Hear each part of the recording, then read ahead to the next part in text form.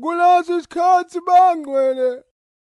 Tawucela bonke labafuna ukutibongela basukume babe sebayabonga enkosini. Amen. Nifuna ukubonga inkosi yami ukungqina. Niphinde ndibonge inkosi kuniki ithoko. Thoko sukuma bakubona. Yena ithoko. Futhi nifuna ukubonga kunika Mhlonishwi.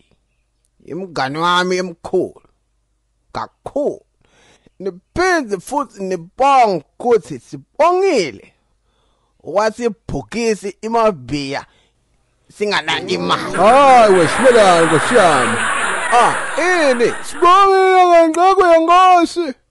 Ngabe khona nomunye mhlambe lafuna ukutibongela. yebo nangu mina wenyalunga nkosiyami ngifuna kubonga. Kodwa nomunye. Wenyalunga. Nomunye. Nkosiyami wenyalunga. Alright kulungile ke babe. Kuthula enkonzweni.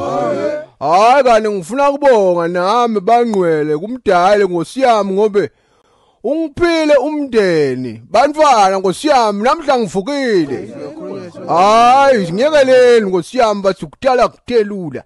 Wenyalunga kanti futhi ngifuna ukuvula libandla lami. Kepha ngitavula nali lezayoni ngobe kulula kuba mfundisi ezayoni. Imvolo idingako nje iveni.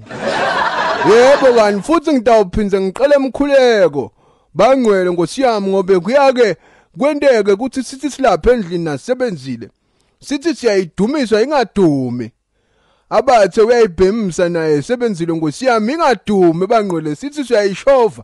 Yale manje ngiyaqela nyanza le ukuthi nisikhulekise nkosiyami kungaze kuphele ngomshado wami ngitaba yini nyanza le. Wenqeko yini lengadumi lapha endlini? Mhlonishwa ulala nemoto.